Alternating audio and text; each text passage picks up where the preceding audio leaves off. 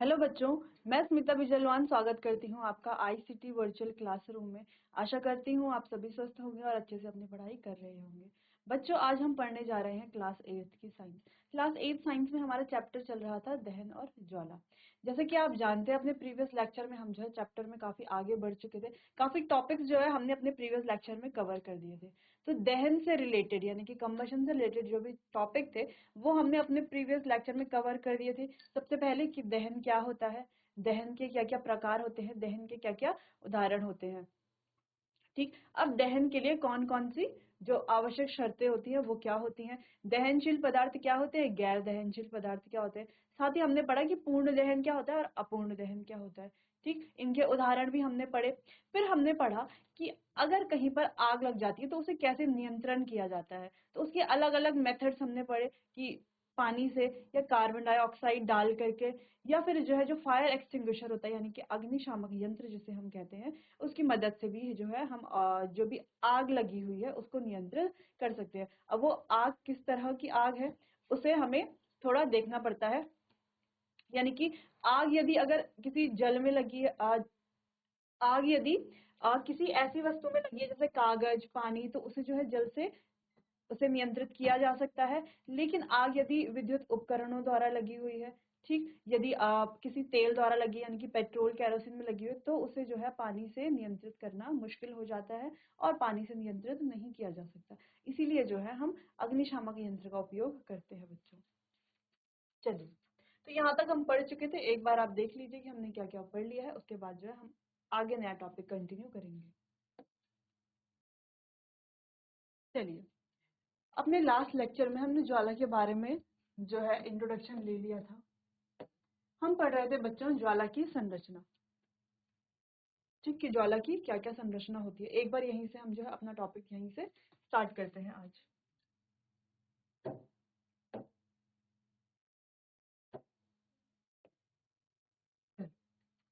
अब जैसे ये कैंडल है और ये क्या है, इसकी फ्लेम यानी कि ज्वाला है। तो इसका जो ये वाला पार्ट है ये तो हमारी क्या है, वैक्स कैंडल है, सिंपल।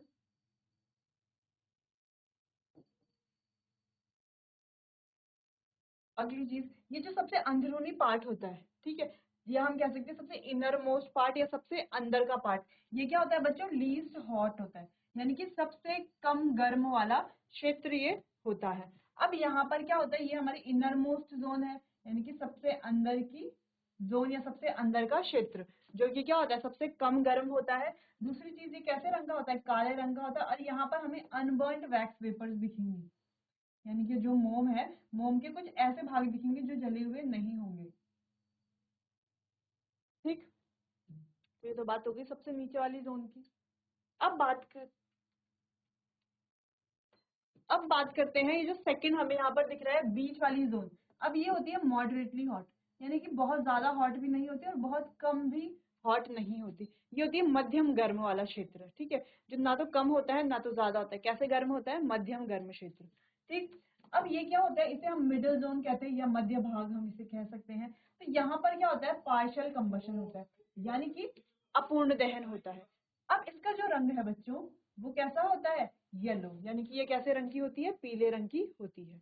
ठीक, अब बात अब आगे बढ़ती है हॉटेस्ट पार्ट की तरफ, जो कि क्या है, हमारा सबसे कम गर्म वाला सबसे ज्यादा गर्म वाला भाग है। अब सबसे ज्यादा गर्म वाला जो भाग है वो उसे क्या कहते हैं, हम आउटर जोन कहते हैं। यहाँ पर पूर्ण दहन होता है बच्चों, और ये नीले रंग की होती है। तो यहाँ पर हमने तीनों के रंग पढ़े कि जो सबसे बाहर की जोन है वो कैसे रंग की होती है, नीले कलर की होती है। तो जब आप गैस जलाते हैं, घर में चूल्हा जलाते हैं, या घर में किसी भी प्रकार का कहीं पर दहन होता है जहां पर ज्वाला निकलती है, तो आप क्या देखेंगे कि जो ज्वाला है उसके क्या है, तीन पार्ट होते हैं। सबसे बाहर वाला जो पार्ट होता है वो नीले रंग का होता है, और वो क्या होता है, सबसे ज्यादा गर्म भाग भी होता है। फिर मध्य भाग जो है वो पीले रंग का होता है। ठीक, अभी जो पीले रंग वाला भाग है ये मध्यम गर्म होता है, ठीक है, गर्म तो होता ही है। ठीक, अब फिर जो हमारा सबसे अंदर वाला पार्ट है वो कैसा होता है, काले रंग का होता है, ये सबसे कम गर्म भाग होता है। तो हम इस तरीके से मोमबत्ती की तरफ, हम घरों में क्या करते थे, बचपन में मोमबत्ती जलती थी तो ऐसे कैंडल की टिप के ऊपर क्या ले जाते थे, अपनी उंगली ले जाते थे। वहां पर जो है हाथ जलता नहीं था, है ना, ज्यादा गर्म हमें हाथ में महसूस नहीं होता था। क्यों नहीं होता था, क्योंकि ये क्या है, सबसे इनर वाली जोन है। अब ये जो सबसे इनर वाली जोन है ये सबसे कम गर्म वाला भाग होता है। ठीक है बच्चों, चलिए तो ये कैंडल का जो स्ट्रक्चर है ये आपको नोट कर लेना है अपनी कॉपी पर और इस तरीके से इसे लेबल करना है, क्योंकि एग्जाम में आता है पहला दूसरा लेवल किया होगा, बीच वाले में क्वेश्चन मार्क दे दिया होगा कि यहाँ पर आपको फिर से खुद से फिल करना होगा इसका कलर क्या होता है, यहाँ पर पूर्ण दहन होता है या अपूर्ण दहन होता है, ये कौन सा भाग है, मध्य भाग है या बाहरी क्षेत्र है। ठीक है बच्चों, चलिए तो नोट कीजिए इसे, फिर आगे बढ़ते हैं। चलिए तो अब आगे बढ़ते हैं। अगला हमारा यहीं पर जो अभी हमने ये तीनों पार्ट पढ़े इनको हमें अब डिटेल में यहाँ पर डिस्कस करना है बच्चों। चलिए तो सबसे पहले सबसे बाहरी क्षेत्र। अब सबसे बाहरी क्षेत्र कौन सा है, जैसे कि हम यहाँ पर इस इमेज में देख पा रहे हैं कि जो सबसे बाहरी क्षेत्र है वो कौन सा है, ये वाला, ठीक, जिसका रंग कैसा है, नीला है, जहां पर क्या हो रहा है, पूर्ण दहन हो रहा है। तो यहीं से इमेज से ये रिलेट करके हमें जो है इसके तीनों पार्ट पढ़ने हैं ताकि हमें आसानी से समझ आ जाए और हम आसानी से इसका आंसर लिख पाएंगे। चलिए तो सबसे बाहरी क्षेत्र जो है वो क्या है, नीले रंग का है। यह ज्वाला का सबसे गर्म हिस्सा होता है, ये ज्वाला का सबसे गर्म हिस्सा होता है। यह वह क्षेत्र है जहां पूर्ण दहन होता है। ठीक, तो पहले जो सबसे बाहरी क्षेत्र है उसके तीन मेन पॉइंट है कि ये क्या है, नीले रंग का है, दूसरा यहाँ पर क्या होता है, पूर्ण दहन होता है, और तीसरी चीज ये सबसे गर्म वाला भाग होता है या सबसे गर्म वाला हिस्सा होता है। ठीक, अब बात करते हैं मध्य क्षेत्र की। अब जो मध्य क्षेत्र है वो पीले रंग का है, यहाँ पर मध्यम गर्म होता है, इस क्षेत्र में आंशिक दहन होता है। ठीक, तो मध्य क्षेत्र के भी तीन पार्ट है, तीन पार्ट में हमें इसे पढ़ना है कि यहाँ पर क्या होता है, इसका रंग कैसा है, पीला रंग है, मध्यम गर्म होता है और यहाँ पर आंशिक दहन होता है, ऊपर पूर्ण दहन होता है, यहाँ पर आंशिक दहन होता है। तो इसके ये तीन पार्ट कंप्लीट, ये वाला पॉइंट हुई। अगला हमारा सबसे भीतरी क्षेत्र। अब ये सबसे भीतरी क्षेत्र है, ये काले रंग का होता है, ये सबसे कम गर्म होता है। अगला, हम मोमबत्ती के बिना जले मोम के वाष्प को यहाँ पर देख सकते हैं। हम क्या देख सकते हैं यहाँ पर, मोमबत्ती के बिना जले मोम के वाष्प को, यानी कि अनबर्न्ड वैक्स वेपर्स को हम देख सकते हैं।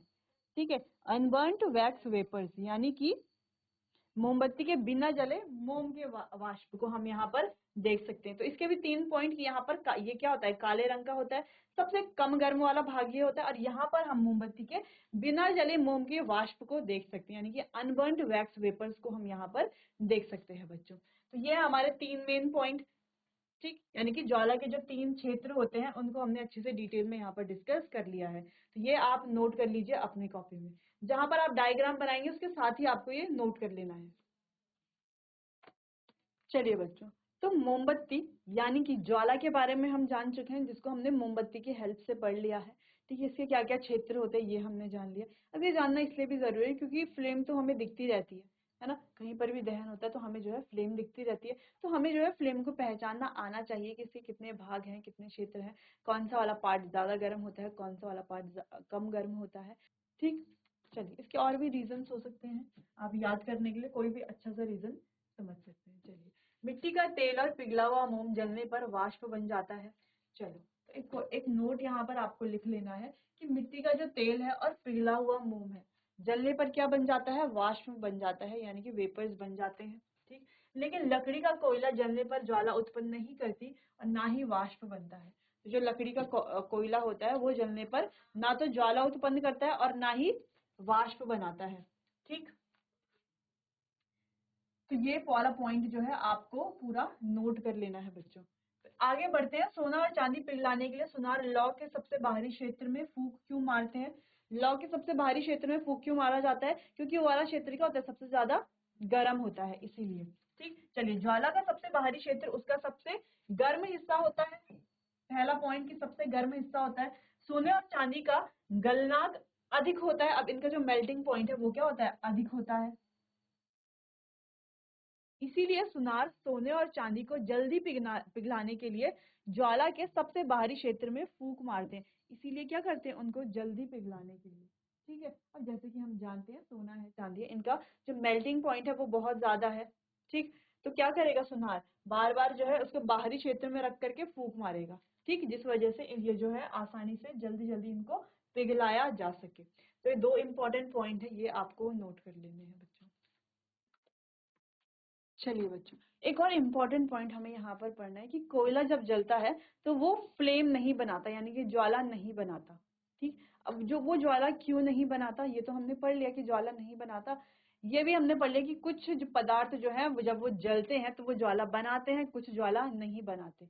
तो जो ज्वाला बनाते हैं वो क्यों बनाते हैं, जो ज्वाला नहीं बनाते वो क्यों ज्वाला नहीं बनाते, क्यों हमें फ्लेम देखने को नहीं मिलती। जैसे कोयला है बच्चों, यानी कि अगर हम कोल की बात करें तो जब ये जलता है तो वेपराइज नहीं होता। ठीक है, तो जो भी पदार्थ जलता है और वेपराइज नहीं होता उसकी फ्लेम नहीं बनती है। जो जलता है, जैसे मोमबत्ती है, जलती है तो क्या होती है, वेपराइज होती है, यानी कि वाष्प बनाती है, इसीलिए क्या है हमें उसमें ज्वाला देखने को मिलती है। लेकिन कोयला है वो वाष्प नहीं बनाता, जिस वजह से वो जो है फ्लेम नहीं बनाता, उसमें फ्लेम हमें नहीं दिखती। ठीक, तो ये 2 पॉइंट हमने पढ़े हैं, ये बहुत ही इंपॉर्टेंट पॉइंट है, तो ये आपको ध्यान में रखने हैं। चलिए, अब ईंधन क्या है। अब जैसे कि जानते ही हैं ईंधन क्या है, एक डिफाइन कर लेते हैं इसको। ईंधन वे पदार्थ है जो हमें ऊष्मा देते हैं, जिनका उपयोग हम घरेलू और औद्योगिक उद्देश्यों के लिए करते हैं, जैसे लकड़ी, मिट्टी का तेल और पेट्रोल। अब सभी जानते हैं ईंधन क्या होता है, जो हमें ऊष्मा देते हैं और जिनका उपयोग हम कहाँ करते हैं, घरेलू और इंडस्ट्रीज यानी कि उद्योगों में उनका उपयोग करते हैं। ठीक, जैसे कि लकड़ी है, मिट्टी का तेल है, पेट्रोल है, ये सारे ही क्या है हमारे एक प्रकार के फ्यूल यानी कि ईंधन है। कोयला है, ठीक है, डीजल है, ये सारे क्या है, फ्यूल है। ठीक, तो फ्यूल क्या है, इनकी डेफिनेशन और एग्जांपल आपको नोट कर लेना है बच्चों कॉपी में।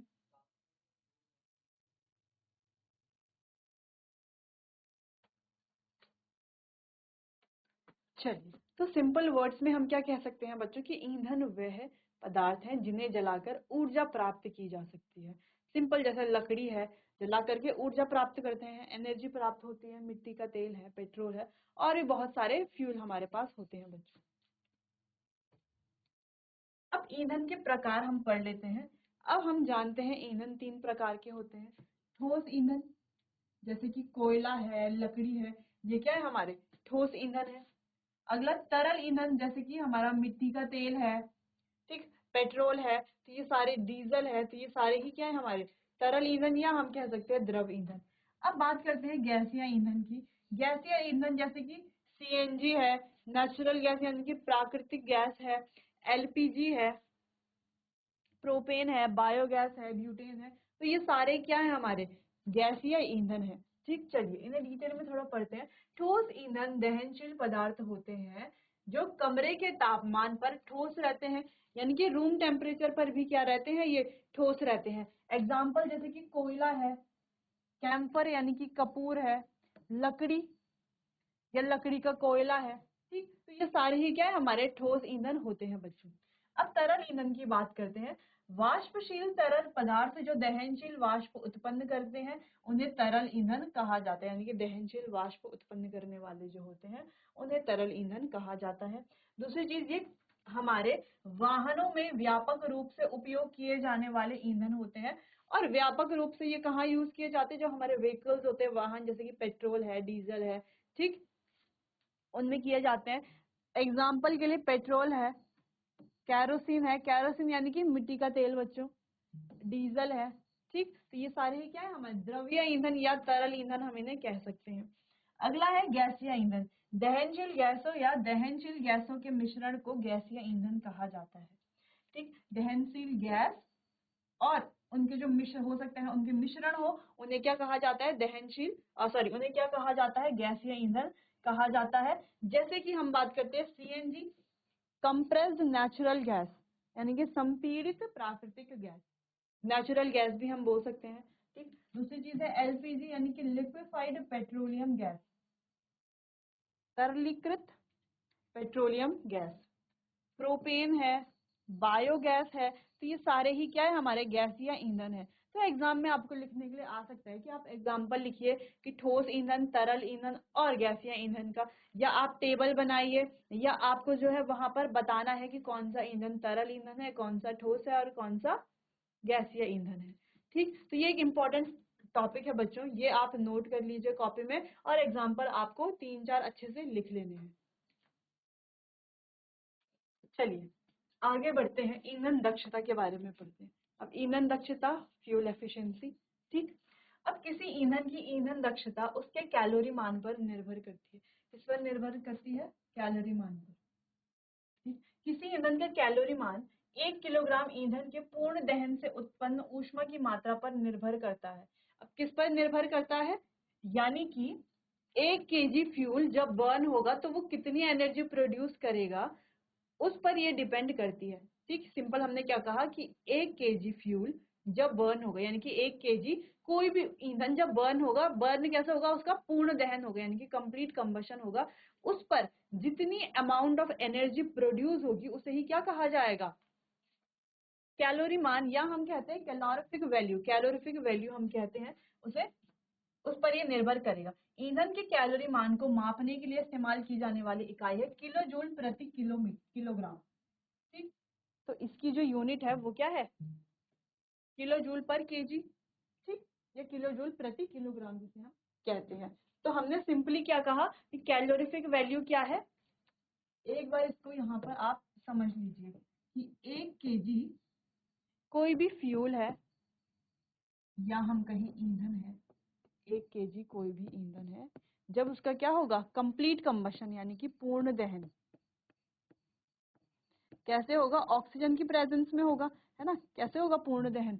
ऑक्सीजन की प्रेजेंस में होगा। तो 1 केजी फ्यूल का पूर्ण दहन होगा ऑक्सीजन की प्रेजेंस में। तो कितनी भी अमाउंट ऑफ एनर्जी निकलेगी,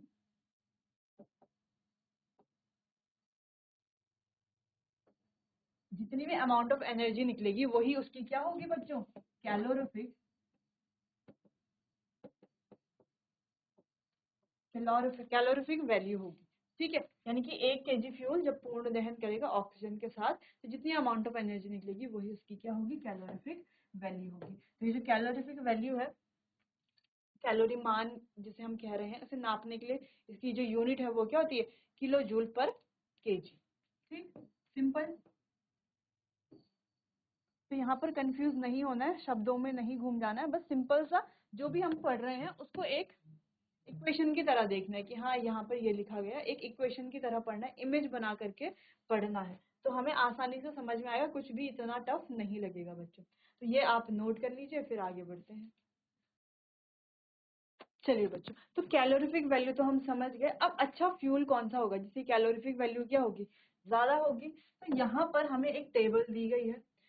ये जो टेबल है या तालिका हम इसे कह सकते हैं, यहाँ पर हम क्या देखेंगे कि जो हाइड्रोजन है इसकी कैलोरीफिक वैल्यू सबसे ज्यादा है, यानी कि ये सबसे ज्यादा कुशल ईंधन है। ठीक, अब हम बात करते हैं काव डंग यानी कि गोबर के उपले और एलपीजी की।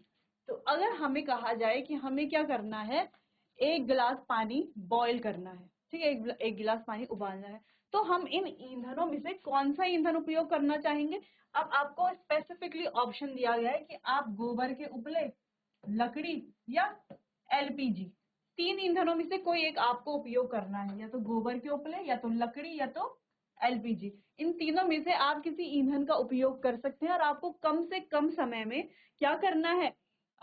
1 गिलास बोले, या आप हमें आपको बोला जाए कि 1 पतीला पानी आपको बॉईल करना है, बिल्कुल बहुत ज्यादा उसको उबालना है, तो आप इनमें से कौन सा फ्यूल जो है वो लेना चाहेंगे? कौन सा ईंधन का उपयोग आप करना चाहेंगे? क्या आप गोबर के उपलों का उपयोग करना चाहेंगे? बिल्कुल नहीं करना चाहेंगे, उनको जलाने में बहुत टाइम लगेगा, साथ ही कितना सारा धुआं निकलेगा, है ना? धुआं बहुत ज्यादा निकलेगा। ठीक, तो इसको तो आप अवॉइड ही करना चाहेंगे। सेकंड पे आते हैं वुड यानी कि लकड़ी। अब लकड़ी को आपको क्या करना पड़ेगा? जब आप लकड़ी को जलाएंगे तो आपको उसके इग्निशन टेम्परेचर तक पहले उसे पहुंचाना पड़ेगा।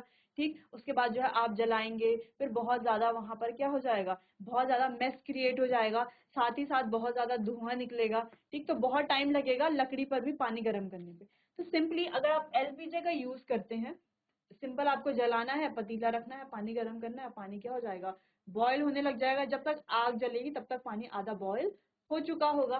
ठीक, तो ऐसा हम क्यों कह रहे हैं बच्चों? क्योंकि अगर हम कैलोरीफिक वैल्यूज को देखें तो कैलोरीफिक वैल्यूज के हिसाब से एलपीजी क्या है? एक बहुत अच्छा फ्यूल है। और सबसे ज्यादा अच्छा फ्यूल क्या है, यानी कि सबसे ज्यादा कुशल ईंधन कौन सा है? हमारा हाइड्रोजन है। उसके बाद बायोगैस है, एलपीजी है, सीएनजी है, मीथेन है। और सबसे कम वाला कौन सा है अगर हम कहें? तो गोबर के उपले, लकड़ी, कोयला, पेट्रोल। ठीक, लकड़ी, कोयला, तो ये क्या है? हमारे इतने कुशल ईंधन नहीं है। तो जैसे कि यहाँ पर लिखा है कि उसके बाद एलपीजी है, सीएनजी और मीथेन इसके बाद आते हैं। उसके बाद कैरोसिन, डीजल और मीथेन का स्थान आता है। यहाँ गोबर का उपला सबसे कम कुशल ईंधन लगता है। ठीक, अब गोबर का उपला जो है वो सबसे कम कुशल ईंधन यहाँ पर है, और सबसे अधिक कुशल ईंधन कौन सा है? हमारा हाइड्रोजन है। अब ये जो कुशल ईंधन है ये हमने किस पे से देखा, यानी कि ये हम किस आधार पर बोल रहे हैं? ये हम इनकी कैलोरीफिक वैल्यूज के आधार पर बोल रहे हैं। अब इसकी कैलोरीफिक वैल्यू ज्यादा है यानी कि ये अच्छा ईंधन है, एक कुशल ईंधन है। इसकी कैलोरीफिक वैल्यू सबसे कम है यानी कि ये उतना ज्यादा अच्छा और कुशल ईंधन नहीं है बच्चों। ठीक, तो आपको ये सारणी या ये तालिका जो है अपनी कॉपी पर नोट कर लेनी है। अच्छा फ्यूल कौन सा है ये आपको यहाँ पर देखना है। ठीक, चलिए तो नोट कीजिए इसे। चलिए बच्चों, तो आज हमने ज्वाला के बारे में पढ़ा, कैलोरीफिक वैल्यू के बारे में पढ़ा, ईंधन के बारे में पढ़ा। बाकी का कंटिन्यू करेंगे हम अपने आने वाले अगले सेशन में। तब तक के लिए आपका बहुत बहुत धन्यवाद।